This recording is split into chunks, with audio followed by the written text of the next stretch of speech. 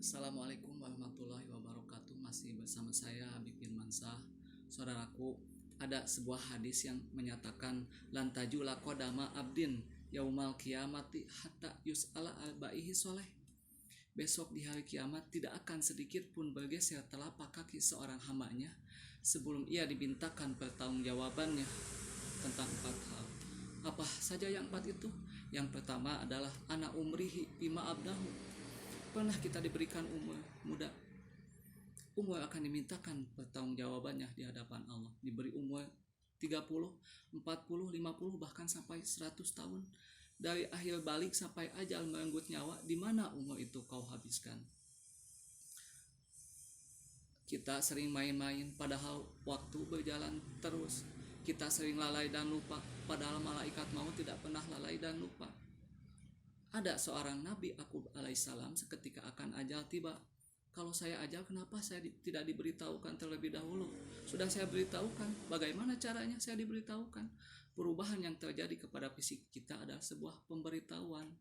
Uban yang bertabur, mata yang mulai labur, pendengaran yang mulai kabur. Itu semua adalah pemberitahuan bahwa kita ini harus mawas diri. Menurut William Shakespeare, waktu hidup ini singkat betul. Baru saja duhur, tahu-tahu sudah mau asar. Baru saja asar, tahu-tahu sudah mau maghrib. Yang kemarin anak-anak sekarang sudah punya anak. Tahu-tahu, dan tahu-tahu. The time of life is short, kata Shakespeare. Waktu hidup ini singkat betul, namun akan terasa manfaatnya apabila kita manfaatkan sebaik mungkin. Percuma kita diberi umur panjang tetapi untuk menimbun dosa dan kesalahan. Lebih baik diberi umur panjang tetapi untuk mengoleksi berbagai kebajikan. Mana ucapan Nabi, khairukum man tala umruhu wa hasun amalun. Yang terbaik di antara kamu adalah orang yang panjang umurnya tetapi banyak juga kebaikannya. Umur yang sering berleha-leha menghabiskan waktu yang tidak ada gunanya. Umur akan dimintakan pertanggungjawabannya di hadapan Allah Azza wa Jalla. Yang kedua adalah wa ansababihi bima abnahu. Masa muda, pernah kita diberikan umur muda, umur akan dimintakan pertanggungjawabannya. Masa muda akan dimintakan pertanggungjawabannya. Di mana masa muda itu kau habiskan? Untuk sesuatu yang bermanfaat atau untuk hura-hurakah? Dahulu ada seorang nabi,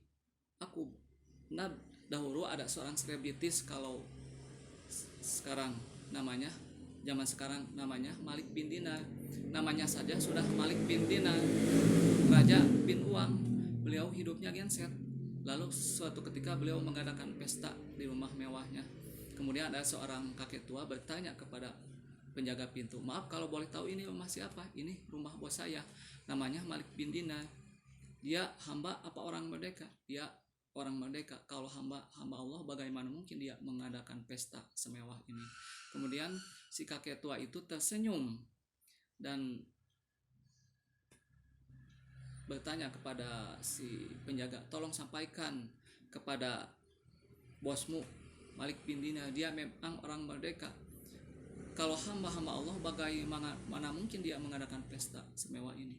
Dia orang merdeka, dicegah pun tidak tercegah dan dilarang pun tidak terlarang, memperturutkan hawa nafsunya.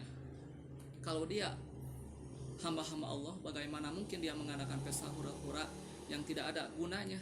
Ini disampaikan kepada Malik bin Dinar.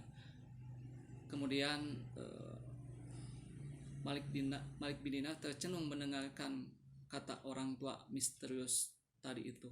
Lalu malamnya beliau bermimpi kiamat datang dan dia dimasukkan ke dalam neraka. Nah, dari situlah kemudian dia bertobat dan menjadi ahli sufi yang terkenal bernama Malik bin Dinar. Malik bin Dinar. Masa mudamu akan dimintakan pertanggungjawabannya di hadapan Allah Azza wa Jalla. Yang ketiga adalah wa'al ilmihi maja amilabi. Pernah ilmumu, pernah kita diberikan ilmumu kau amalkan untuk apa? Untuk mencerdaskan orang atau untuk membodohi orang yang memang sudah bodoh? Untuk membimbing umat atau menyesatkan orang lain agar hamba menjadi hamba Allah atau orang menghambakan dia? ilmu akan dimintakan di hadapan Allah Azza wa Jalla. Dan yang keempat adalah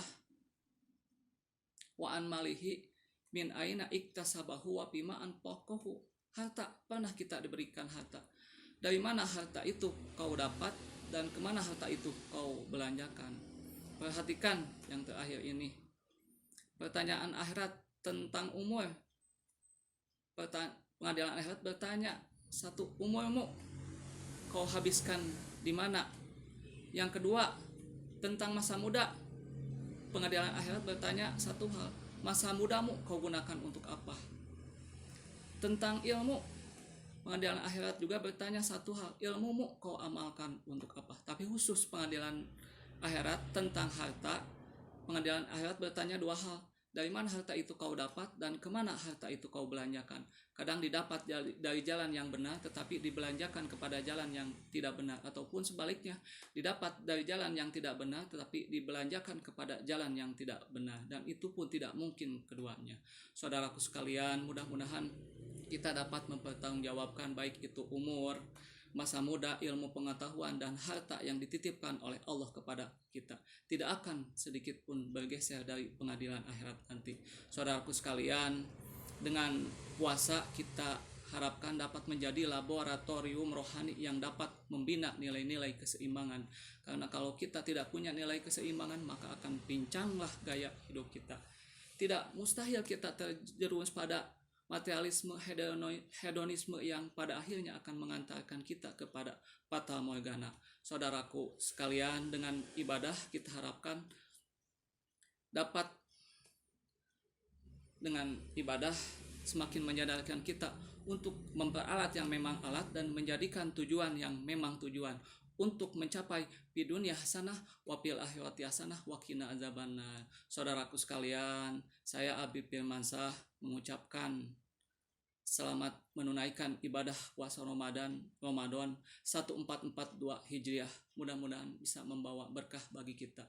Demikian kata-kata yang saya berikan, semua bisa bermanfaat bagi kita semua. Aqulu qauli hada wabillahi taufiq wal hidayah. Wassalamualaikum warahmatullahi wabarakatuh.